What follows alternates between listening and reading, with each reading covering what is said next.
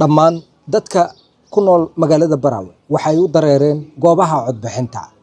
ilaa iyo dhowr goobood ilaa iyo 10 goobood oo loo asteeyay codbixinta ayay dadku kala aadeen.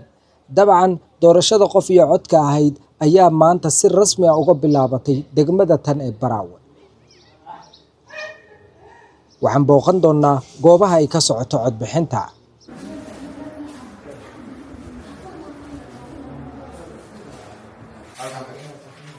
لواني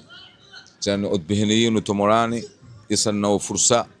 كل موت متواي تم درسته كشوك معنا تخذ رخصبتنا ناي كانت هيواريكم معنا لم نقلي تجوا موت وتمانا يا صوتي فنيلزو إسمع دائما أد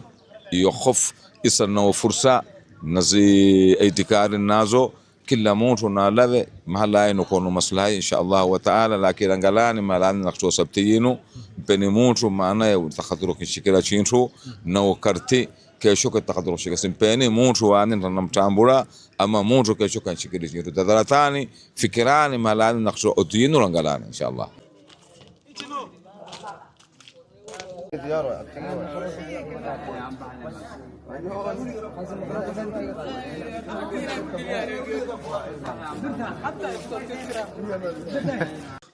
magacayga meeshalka dhigay Sheekh Nuur Cabdiraxmaan Guulwade inta ma ikooyay inaa codeeyay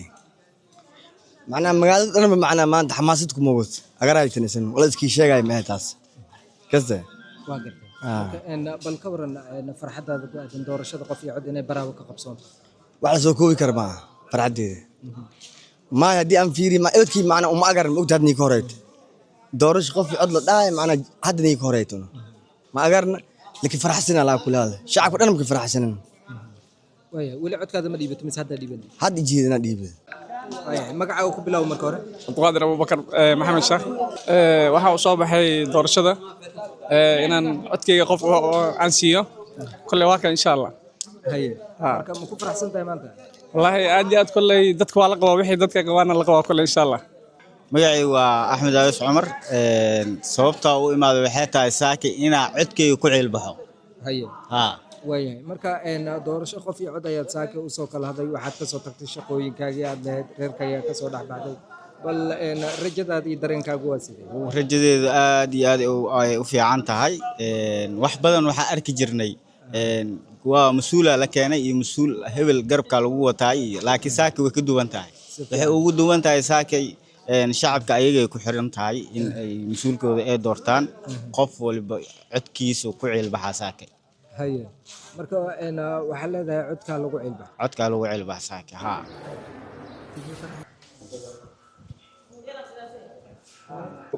magacay waa Maxamed Cali ku magac dheer Fabio saaki meeshan waxa uu imaaday ina codkayga ku cilbaxa uu imaaday meeshan insha Allah waa kana kaarkayga waa wata dadaa waxa leeyahay kaar been loo soo dhiib waa kana si loo jeedo kaamirada ku soo dhaweena marka saaka meeshan waxa imaad insha Allah ina codkayga ku cilbaxo awooyaasheena iyo aabiyaasheena waxay noogu sheekeyn jireen saaka waa taaganahay taasna waxa uu kaga mahad celinaa Ilaahay subhanahu wa ta'ala geeka inta may baan teeganaa intaan oday ma sha Allah magacay meelere Maxamed Nuur Macalin Maxamed may baan teeganaa intaan codkay dhiibada may roogay caasimada koonfur galbeed Baraawe xasan kula hadlaynaa doorasho qof iyo cod surugna ما شاء الله إيدي هذا حنرويان أني أضينا فضان وبيله أقلاد أتكانك إلبنا قف الله قف كونوا لين قبضوا أمور سين قبضوا لأنه ندورنا قف كونوا لين قبضوا إن هدول الحساب تونا اسكو ميلو قصار نجيب جيدهم أتكان أساسه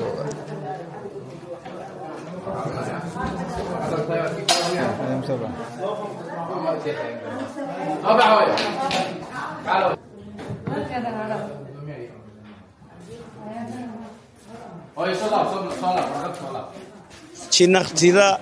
vota yitu kasharafu na nidhamu wote vitu chinaqtira mzima mana huru muke mubli wote vitu chinaqtira kasharafu na nidhamu jabi degan jisa sura masha Allah jisa kwayo iwere hori Somalia wote vinu nakuona ntaku jawabu yingine na deradhi zonte ntakuona jisa sura kwa ni mahala hori watu amini hii ni miaka 60 na kama mshtozero vuta hii kulumu ka khiari ikhtila isa shpete kanasibu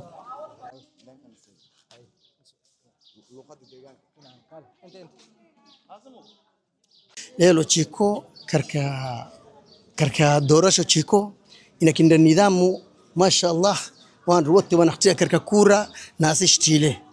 إنك إن النظام نكل مواطن نو حقي كواي نحتاج كركا كورة يو كل ما واي نمسولو نمتلسو مور نمخزبوبا تركو خبر زيكو ميني نيزو u baahana inaan codeyno qof kasta oo nasiibkiisa inuu meeshan ku qaataan u imaanay haddana safaan ku jirnaa waxaan rajeynaynaa qofka ku soo baxa in si oo macnaha oo ku soo baxa si fiican oo wanaag oo waxba ku jirin haddana safkii dheerayaan ku jirnaa waa kaasa waaya adiga hadda marka in musharax golo deegaan ma tahay mise musharax golo wakiilaan ahay musharax golo deegaan ma haye waxaan rabaa inaan codkayga meel ku beeriyo marka doorashada sida u socoto sida u aragtaa sida hanaanka loogu talagalay ku socotaa waxaan rajeynayaa qofka ku soo baxa inuu si wanaag oo dadka u taxgaliyo magacayga waxa waa horta Nuur Abdulqaadir Saciid waxa musharax xildhibaan golo deegaan xisbiga Tawfiiq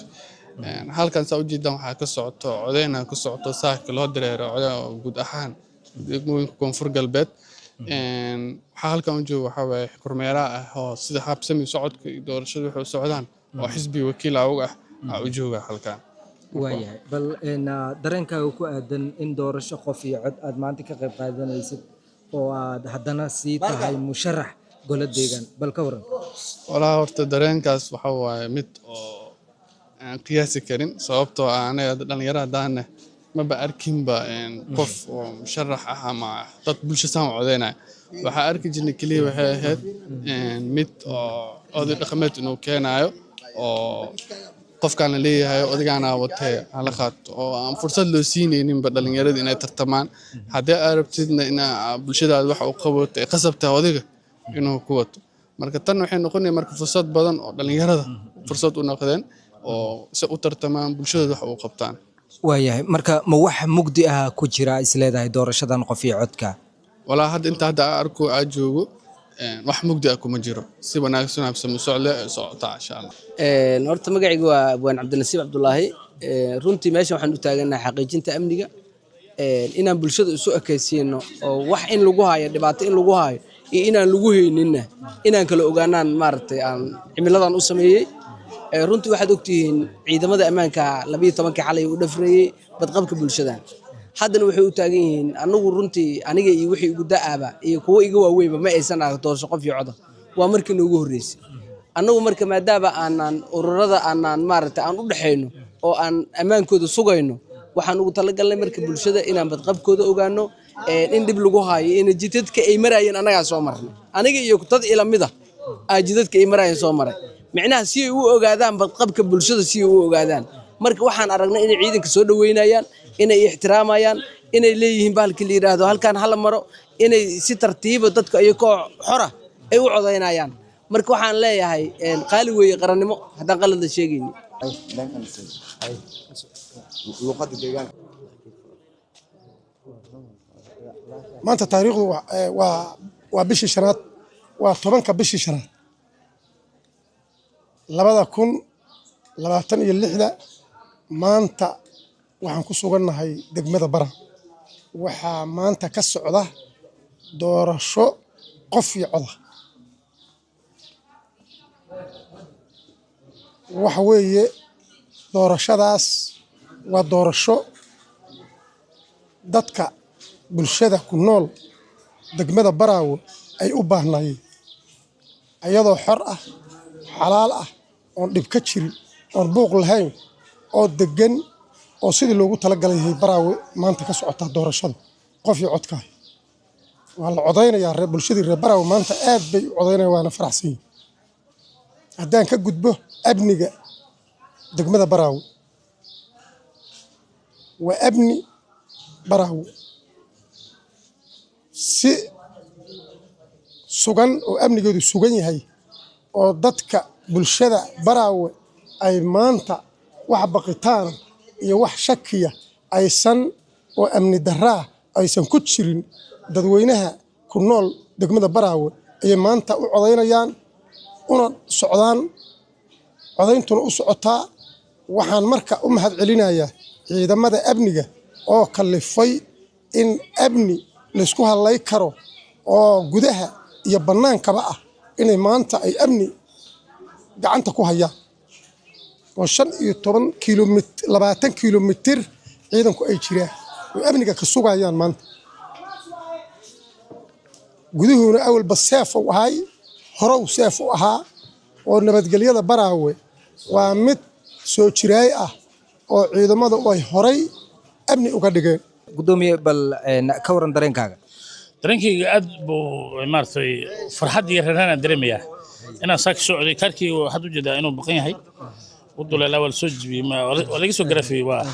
aan isleeyahay waa calaamad kule lagu gartay iyo farti waa taasa marka waa soo codeeyay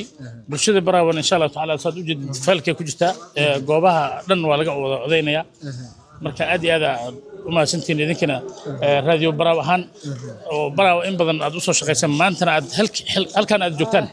heer aad tabadiin doorashadii qofka codka ahayd marka waa idinka mad celinaya wax kale oo idin sheeg malahay waayay bal gudoomiye waxa ka mid tahay musharaxiinta xilka degmada u taagana ka mid tahay bal adigu aragtidaada bal ka waran ma isleedahay waa ku soo bixi doontaa horta sideedaba qof kasta oo muwaadin halkan joogo inuu wax doorto in la doorto xaq u leeyahay anigu waxaan ka mid ahay dadka inay wax doortaan diyaar u ah in la doorto diyaar u ah baan ka mid ahay hadii la yiraahdo insha Allah